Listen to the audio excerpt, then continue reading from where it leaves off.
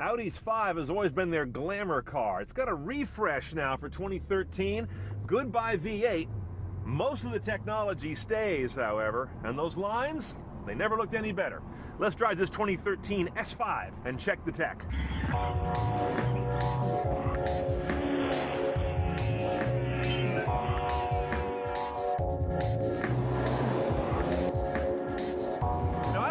But I was long laboring under the mistaken impression that an Audi 5 was a big brother to an Audi 4. It's actually, at least in the current incarnation, the little brother. It's 1 to 3 inches smaller in every direction, especially length and wheelbase. It's also a subcompact. An A4 is a compact. It's a whole bigger size class. They call this the practical executive coupe, but the executives in the back better be on Nutrisystems, and to be practical, you got to go to Europe and import your own 5-door hatchback model, which they don't sell here.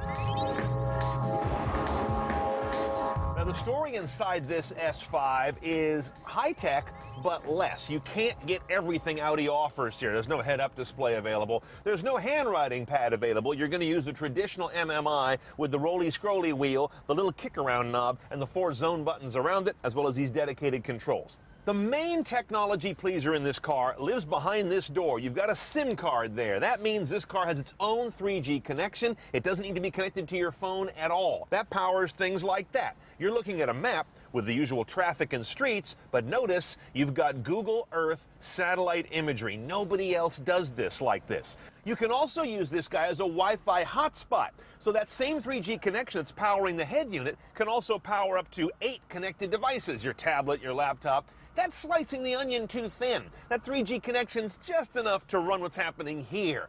You use the hotspot on your phone for everything else. Now, it's 3G, not free G. So after a 6-month trial period on a new car, you're going to pay $30 a month for that Audi T-Mobile hotspot connection. It's a 2 gigabyte plan. After that, you're going to get throttled, but they still call it unlimited. AM, FM, display is really good, and rolling between stations and clicking here to select one is very intuitive, except for one thing. Join me here for a little demonstration. On the left, you see a list of radio stations. On the right is a shot of the controller you'd use to roll between them. I want you to go down the list. Quick, without thinking, which way do you turn the knob? Right, I want to turn it clockwise, but it's backwards. On the Audi, you got to turn counterclockwise to go down the list. Okay, now your media sources, aside from radio, are pretty rich. Jukebox refers to 20 gigabytes of space on the car's hard drive. Useless. Here's my SD card. I've got 2 slots for those. My iOS device, iPod, iPhone, that goes in here on this MMI connector cable.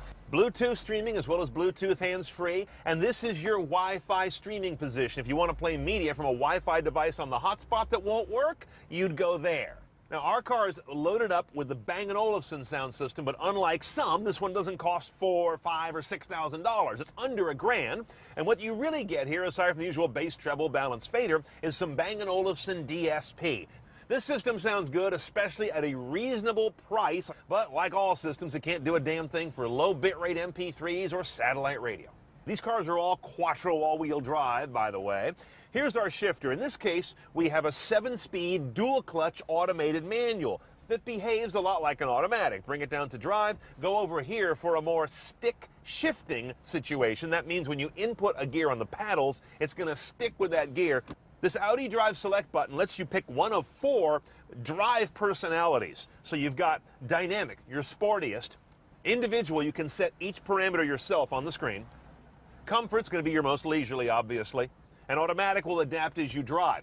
The parameters you affect with these are your steering response, electric power steering, how responsive is it, what's the ratio.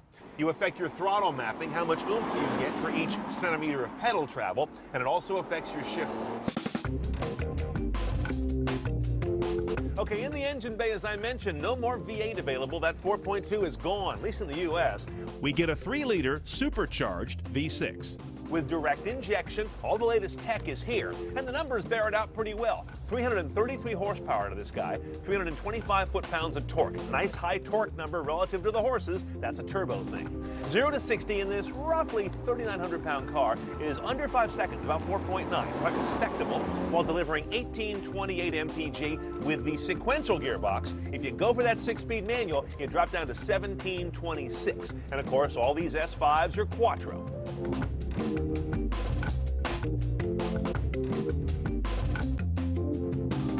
time I get in an Audi, I'm always taken by one thing first and foremost. They're so damn smooth. The engine is like vibration-free. The suspensions are always very compliant, even though sporty. These are really nicely engineered cars. That said, the big story here is, how is this V6 since you can't get the V8 anymore? The power is either really good or flat-footed, depending on how the whole rest of the powertrain is driving. So sometimes I've got great oomph from 1,000 RPMs on up. Other times you got to cook it up to about $3,000 to get much out of it. But what I find is really the big issue here is what state the gearbox is in. 7 speeds, that means when this guy is hunting 7th all the time, as all cars do now, it's how they game the EPA numbers, you've got a lot of gears you've got to dig out from under when you want to get some acceleration. From 7th to like 4th or 3rd when you step on it. By the time the gearbox works its way up there, that hole up there in the lane you were trying to get is probably gone. It doesn't happen a lot, but the car does get kind of buried in high mileage, high gearing situations once in a while. Going to sport certainly helps. Mashing your own gears on the paddles certainly helps, but that's also kind of annoying in everyday driving. And when it does get the sweet spot, it's really sweet. This guy's a really throaty note when you really get into it. Nice. The blind spot technology on this guy is passive. You get a light here in the mirror housing when you're about to lane change into somebody, but the car does not save you in any case.